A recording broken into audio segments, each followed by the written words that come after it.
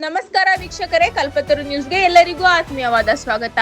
ಚನ್ನಕೇಶವಪುರ ವಿಶ್ವವಿಖ್ಯಾತ ಸಿಕೆಪುರ ಗ್ರಾಮದ ಪ್ರಾಣದೇವರಾದ ಶ್ರೀ ಚನ್ನಕೇಶವ ಸ್ವಾಮಿ ದಿವ್ಯ ಬ್ರಹ್ಮೋತ್ಸವವು ಗುರುವಾರ ಸಹಸ್ರ ಭಕ್ತ ಜನಸಾಗರದ ನಡುವೆ ಸಡಗರ ಸಂಭ್ರಮದಿಂದ ಅತ್ಯಂತ ವೈಭವವಾಗಿ ಸಿಎನ್ ಆನಂದರಾವ್ ಜಮೀನ್ದಾರರು ಇವರ ನೇತೃತ್ವದಲ್ಲಿ ರಥೋತ್ಸವವು ಅದ್ಧೂರಿಯಾಗಿ ನೆರವೇರಿತು.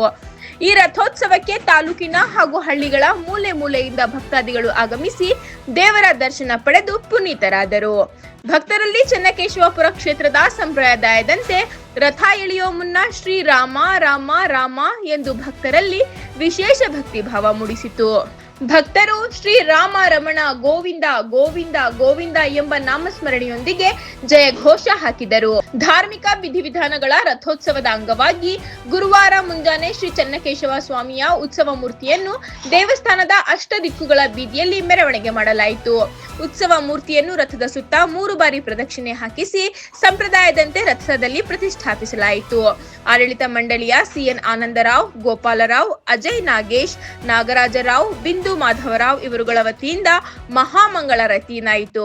ನಂತರ ರಥದ ಗಾಲಿ ಚಕ್ರಗಳಿಗೆ ತೆಂಗಿನಕಾಯಿ ಒಡೆದು ರಥ ಎಳೆಯುವುದಕ್ಕೆ ಚಾಲನೆ ನೀಡಲಾಯಿತು. ಭಕ್ತರು ಭಕ್ತಿಯಿಂದ ರಥಕ್ಕೆ ಬಾಳೆಹಣ್ಣು ಎಸೆಯುವ ಮೂಲಕ ತಮ್ಮ ಹರಕೆ ತೀರಿಸಿದರು.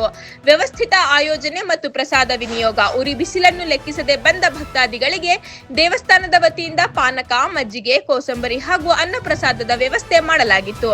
ಅರ್ಚಕ ವೃಂದ ನಾಗರಾಜರಾವ್ ಹಾಗೂ ನೇತೃತ್ವದಲ್ಲಿ ಪೂಜೆಗಳು ಜರುಗಿದವು.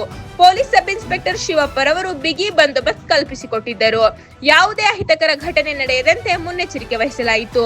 ಈ ಸಂದರ್ಭದಲ್ಲಿ ಹರ್ಷರಾವ್, ವೆಂಕಟೇಶ್ ಎಲ್ಜಿ ರಾವ್, ಶೇಷಗಿರಿ ರಾವ್, ಶೇಷಾನಂದ ಯರ್ರಪ್ಪ, ಕೆಇಬಿ, ಬೆಳಗಾಂ ಸೀನಪ್ಪ, ರಾಮಾಂಜಿನಪ್ಪ, ಪಾಂಡುರಂಗಪ್ಪ, ಸತ್ಯನಾರಾಯಣ ರಾವ್, ಸಿಕೆಪುರ ಗ್ರಾಮಸ್ಥರು ಹಾಗೂ ಅಕ್ಕಪಕ್ಕದ ಗ್ರಾಮಸ್ಥರು ಪಾಲ್ಗೊಂಡಿದ್ದರು. ವರದಿ ರಾಮಪ್ಪ, ಸಿಕೆಪುರ, ಕಲ್ಪತರು ನ್ಯೂಸ್, ಪಾವಗಡ.